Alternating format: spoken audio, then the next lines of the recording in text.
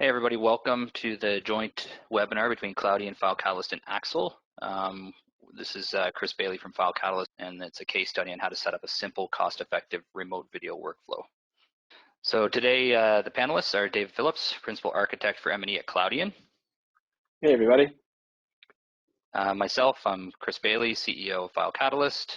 We also have Sam Bogosh on the line. He's the CEO at Axel, and his colleague Patrice Gutebel, VP of Product Management at Axel.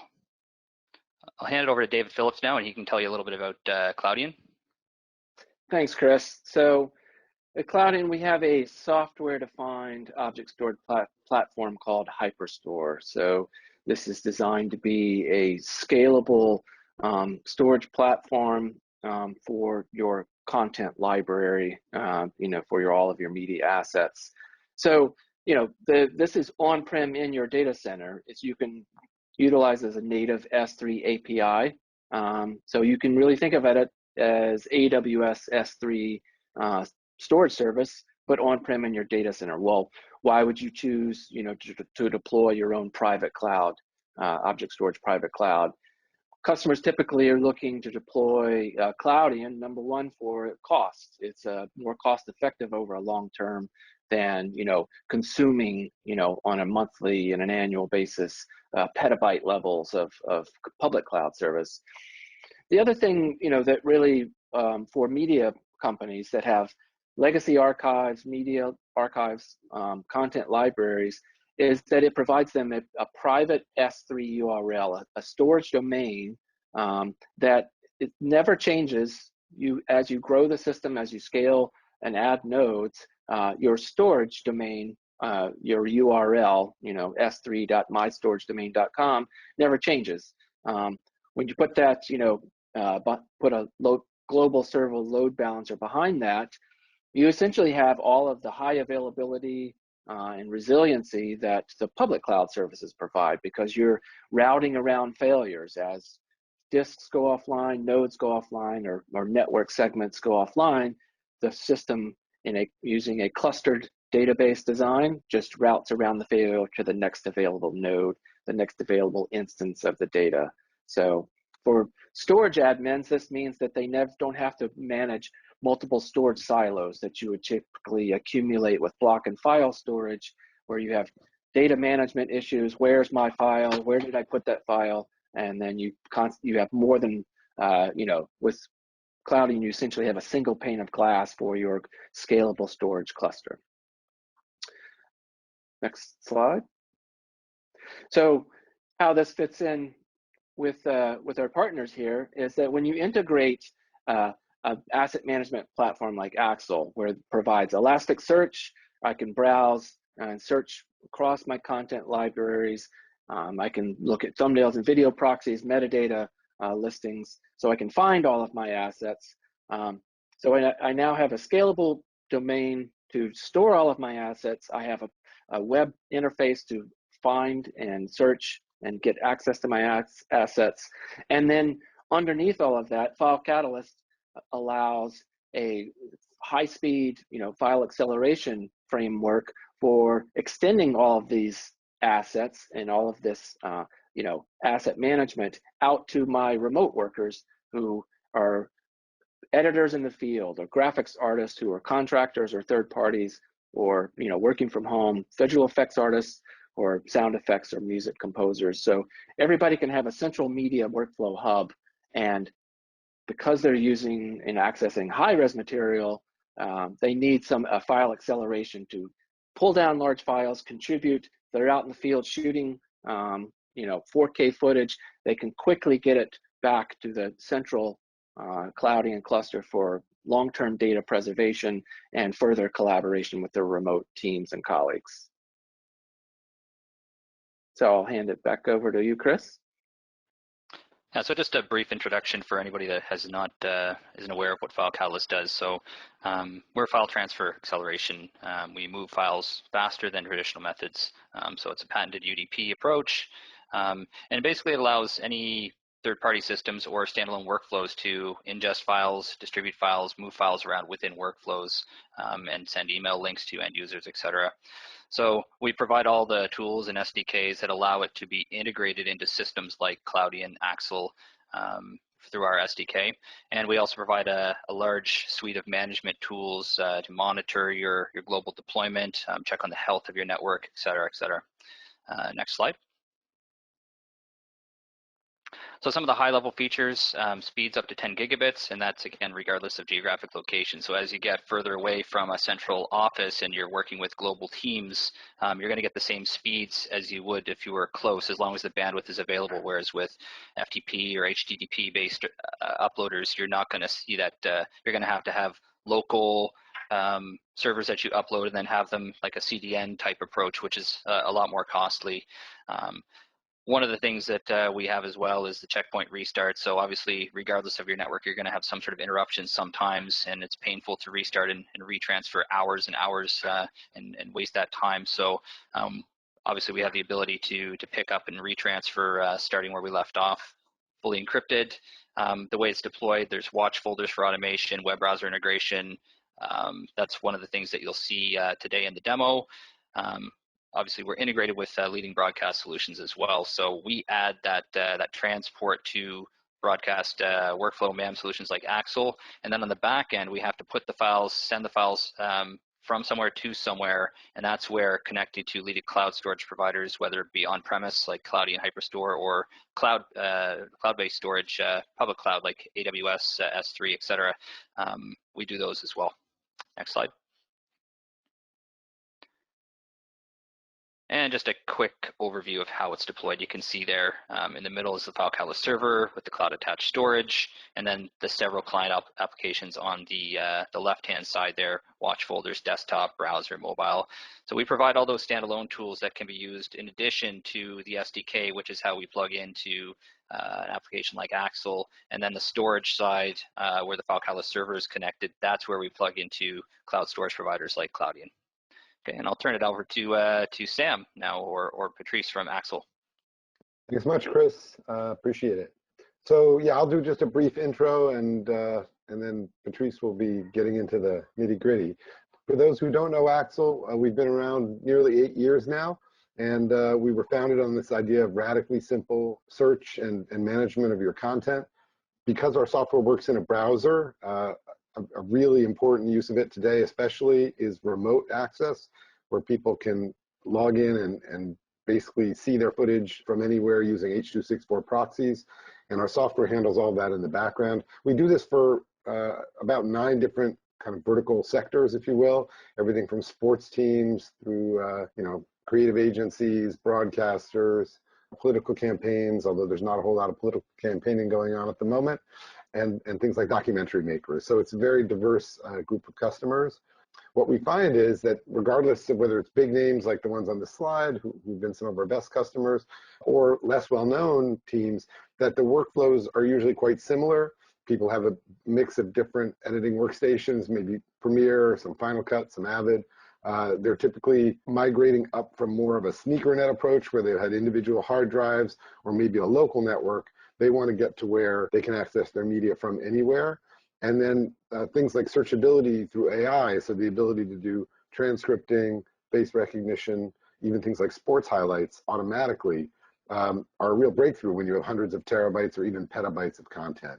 So we're really thrilled to be partnering here with both Cloudian and FileCatalyst. And to give you an idea like how our stuff works, there's kind of a modular layer where you can plug in different AI engines. There's also the front end, which Patrice will be showing you in a second. You can see it here on an iPad. We have a framework called Connector for building custom workflows. That's kind of visual diagramming environment. And then kind of our ace in the hole is that we don't require any change to your storage setup. So you literally point Axle at the storage that you have. It has a particularly nice interface with Cloudian, but in principle, it works with almost any storage. And so you can use Axle without having to kind of rip up and restart your existing ways of working. So with that, I will hand it over to Patrice, who will be demoing the combination of the products. Thank you, Sam, and welcome everybody. We are very excited to have you here with us. And let me just exit this slide here. And so how is Axel working? You access Axel from the web browser.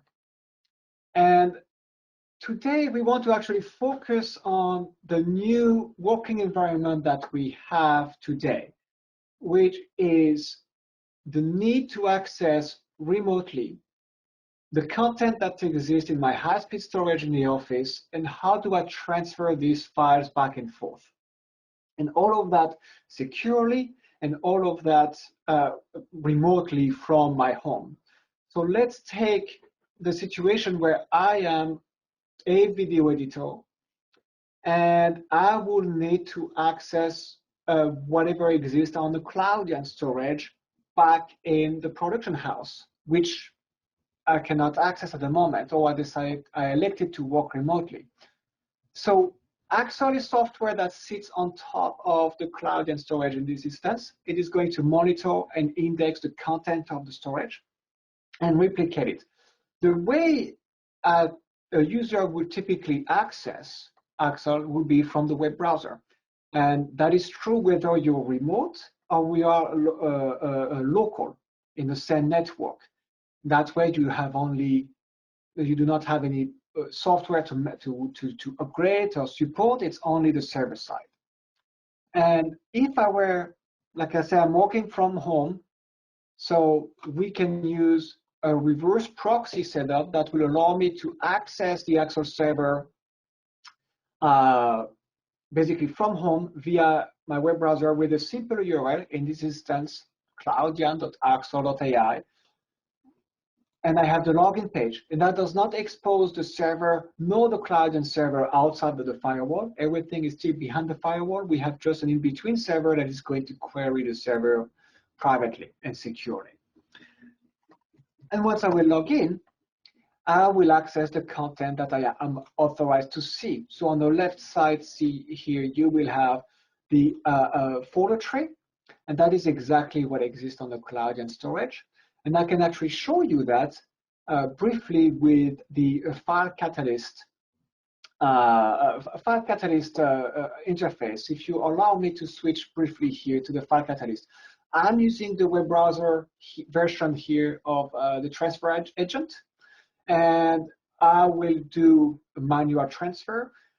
There are many other ways, as Chris mentioned earlier, to perform a transfer. You can have watch folders. You can use the workflow automation tools that will allow you to send back and forth files.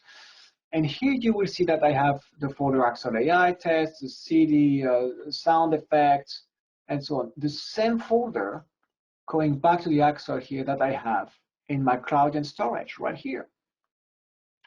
And so I can just go in and let's just say I'm going to take let's take these two clips right here, but let's keep it short, and I'm going to move them inside the Axel test folder. And by doing so, it will send the files over to the Axel AI test right here. Here we go. We'll send it over, and again, it will be fast, accelerated, and that's a good way for me to send whatever I have on my computer. So if I have high-res finishes or renders, or if I have new shots that I have taken remotely, I can send them, and they're going to land directly onto my storage. Going to the Axel test folder, you will see that I have one file, and I will have these two new files that are going to show up when the transfer is done. And we are not going to we are going to wait a little bit. The transfer is completing, and then we are going to go back and check it out later on. But I can easily browse and see the content of my folders. And each new folders or each new file that Axel is going to pick, it's going to reflect it, and it's going to render a preview. And we even have some scrubbing of the thumbnail, so I can easily know if it is the file that is important to me. More importantly, I can perform searches. So if I search, for example, on Bill Gates, I will find the file that I need, and I can confirm it is the file that I want. And from there, I can do different things. I can download the files, although if I am in a real rush and I need a little bit of speed, I will again use whatever I have here to bring the file over. Now you notice that the transfer is done, and if I check right here, We wait a little bit, they're going to be picked up, and we are going to start to render the preview. So moving on to the search, I have a quick search. I can also do an advanced search when I can search on specific metadata tags or name or comments, and I can add more than one criteria, including, for example, modification date, less than, let's say, May 1st, and I do the name, contains, I should probably do May 21st because everything has been added. May 21st, and then contains gates. Let's do just this quick search right here. And I will again find the same clip right here, May 20th, Bill Gates. I can go in. Now, when I click on a preview, I will access the file. And you will see it's a 1 hour long file, so you just need to wait for the buffer. It's going to load the preview. And here is the lowest preview that I actually create, HTML5 player. We can scrub through the video. You can play the video. You can post comments on the timeline. This would become searchable. So I will say, for example, Bill Gates arrived right here, mark in, mark out. Bill Gates arrived, and now I have a new marker that appears. This will become searchable. Or on the right side, I have the possibility to create my own metadata schema that I will just go in and enter in feeds. And it can be drop-down menu, it can be dates, it can be keywords, and all of that will become searchable.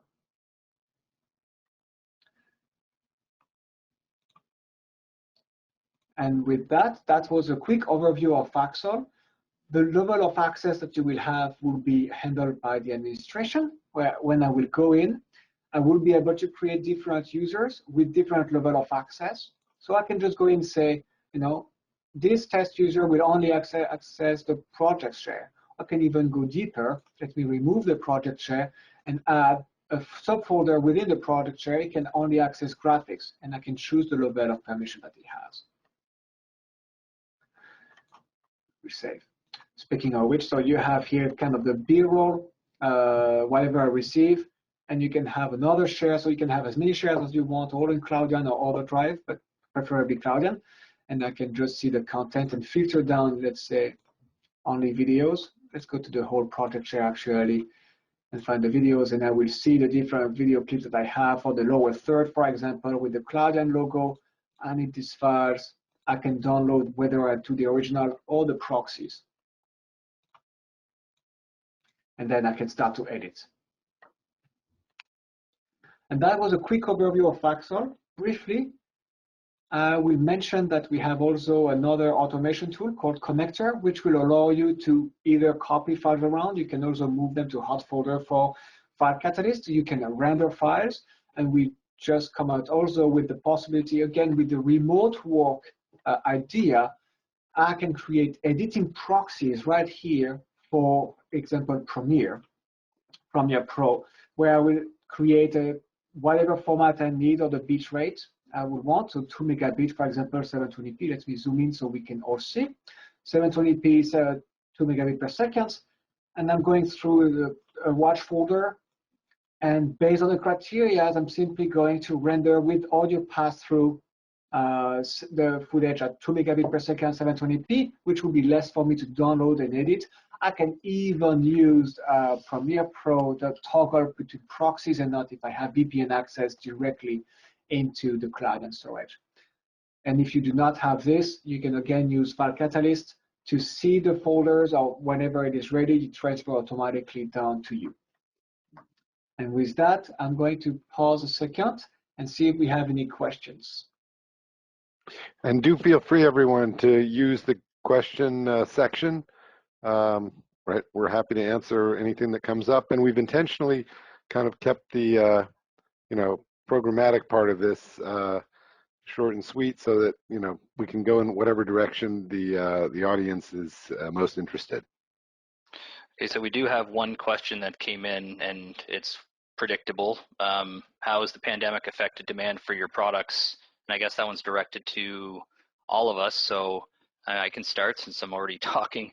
What we've seen from FileCatalyst is actually an increase in demand. Obviously, in terms of people we were speaking to previously, there is a little bit of a shock factor when lockdowns and restrictions were implemented. However, concurrently with that, teams becoming remote created a surge in need for remote file transfer. So obviously, as I mentioned earlier, for FileCatalyst, we're able to maintain high-speed transfers, especially when bandwidth is available. And as people have been shifted out of their offices to remote workspaces, to their homes dispersed throughout North America or Europe or around the world, there was a need for them to upgrade their bandwidth, and then a need to maximize that bandwidth to keep them moving files efficiently between themselves and their colleagues. And so for FileCatalyst, it's actually been a bit of a surge. And some industries a little bit of a lull now, but hopefully they'll come back. But certainly we've seen an uptick in interest in file transfer acceleration. David, maybe on the Cloudian side. Totally. I think what we've seen is that now that you have remote teams who are forced to work, from home, who are used to accessing all of their infrastructure back in the home office, the HQ, all the traditional storage devices like block and file stores that they rely on for collaboration and content creation are now no longer optimal for accessing at a distance. So, typical scenario would be you would kind of have a corporate VPN connection, and you would try to kind of access your storage, mount your file servers over a VPN. Well, what we're finding is that a lot of companies, the VPN was not designed for everybody to be working remotely, just select teams. And so once you have all this kind of bandwidth contention and congestion on the VPN, it makes accessing those file services that much more reliable. You get dropped connections. If you have a file open, you can experience corruption, things like that. So we get a lot of customers coming to us asking us about Cloudian private cloud storage because it's inherently designed to be accessed over a wide area network. It's HTTPS, S3 API, so it's designed to be resilient for those high latency connections. And it's when you combine it with solutions like FileCatalyst and Axle, where I can see all of my content and I can do a transfer of my content if I'm downloading proxies for a project, and then, or if I'm done with my proxy edit, I want to conform to my high res. Having a platform, a storage platform, and a way to kind of search and transfer those assets, at distance remotely, is what we're seeing a lot of kind of uptick in our market. Saya? Yep. So we've kind of had a different experience, like immediately and then longer term. So I would say March and part of April people were kind of just freaking out. So yeah. I don't think any of us saw like a whole, there was just a period where everyone was like, what the heck just happened? And then towards the end of April and just in the last couple of weeks, particularly in Europe, we are like busier than we've ever been, because I think Europe came back online probably a month or so ahead of the US. So I was just talking to our head of European operations, and it's ridiculous how many projects he's suddenly getting bombarded with, because everyone wants remote access. They want to develop these new distributed workflows. So I guess, and we're seeing some of that in North America, but it'll probably take the next few weeks to really kick in. Overall, I think it's clear there's a strong trend in the direction of these kinds of tools and away from legacy tools like SneakerNet or just having a SAN where everyone has to connect directly to the device. The value of those things is obviously a lot lower if people don't know from month to month, let's say, what their working arrangements are going to be. And there's also this just longer term structural issue that having experience work from home and not having to commute every day or travel, a lot of people are kind of liking it. And they're like, I could keep doing this, and it would, and then they're asking their employers, like, make it possible for me to do that. So essentially, even once COVID dissipates as an immediate threat, which we all hope will happen, I think some of these changes are structural and permanent. Yeah. We've got a few more questions here too. We can try and, I think we might have touched on some of these. So one of them here for FileCatalyst, how does it offer an advantage over HTTP and other traditional transfers? So it's complicated a little bit.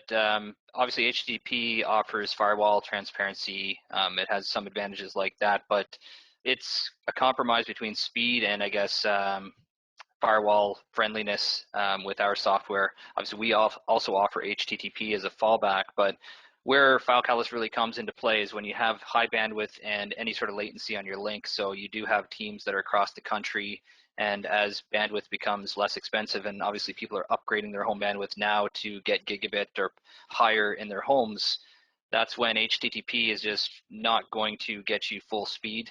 There's cases where it will. Let's say you have hundreds of files to transfer and you need to transfer very high concurrency, you're going to get probably full speed with HTTP. But if you're working remotely, you're working on a file, you need to get that video across, and it's not hundreds of files, it's one or two, that's where using UDP can get you that full speed without having to resort to sending a lot of files at one time. So that's where we offer the advantage, and obviously we've built it in such a way that it can be plugged in and as easy as to use as possible as it can be, so you don't have a large uptick in what you have, the steps you have to take to get up and running. And that's pretty much the advantages of FileCatalyst over HTTP. Just to be quick here, because we're coming up on a half an hour.